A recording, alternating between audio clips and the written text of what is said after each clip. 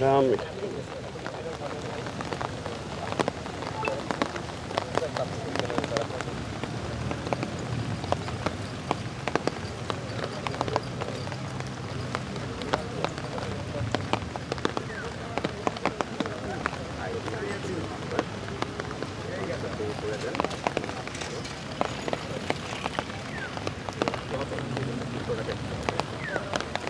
সাঁতার ধরুন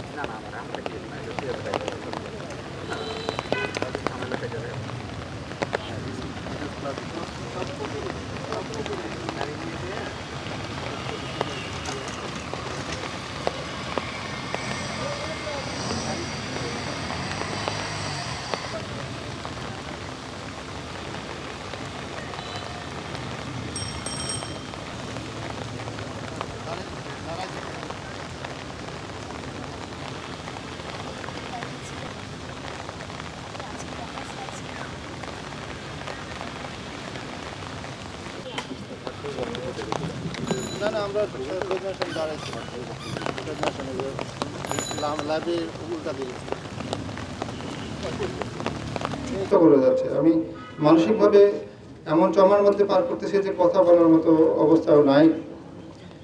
এই যে আমার সহকর্মী সকলে বলে গেল একটা অন্যায্য একটা অমানবিক পরিশ্রমের মধ্য দিয়ে আমরা এই যে সময়টা পার করলাম এবং পরিশ্রম করলাম এবং যার পরিণতিতে আমার সহকর্মী মৃত্যু হলো, এর দায় আসলে কে নিবে? এই যে যাদের কারণে আজকে এই এত এই ডিজিটাল যুগে এসে এরকম হাতে ভোট গণনার সিদ্ধান্ত হলো, এর দায় কি তারা নিবে? তো সেই জায়গা থেকে আমরা আজকে আসলে দাঁড়িয়েছি এবং আমরা কিন্তু অপেক্ষা করেছি প্রশাসনের কাছ থেকে যে কিছু একটা তারা বলবেন, কিন্তু এই যে নীরব থাকা এটা আমাদের খুবই ব্যথিত করেছে এবং আমরা সকলেই শিক্ষকরা এবং শিক্ষার্থীরা মর্মাহত হয়েছি আসলে প্রশাসনের ভূমিকায়। আমরা এটা চিন্তা করতে পারিনি যে প্রশাসন এইরকম একটা নীরব ভূমিকা পালন করবেন এবং তারা আমার কাছে মনে হচ্ছে এটা স্বাভাবিক মৃত্যু হিসেবে ধরে নিয়েছেন, যেটা আসলে আমাদের কাছে স্বাভাবিক মৃত্যু না। সে কর্মরত অবস্থায় দায়িত্বশীলতার পরিচয় দিয়ে সে চলে গিয়েছেন।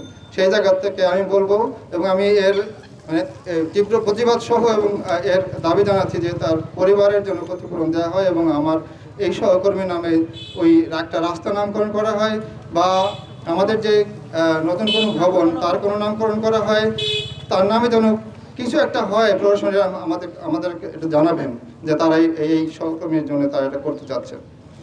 যাই হোক, আমি আসলে পারতেছি না।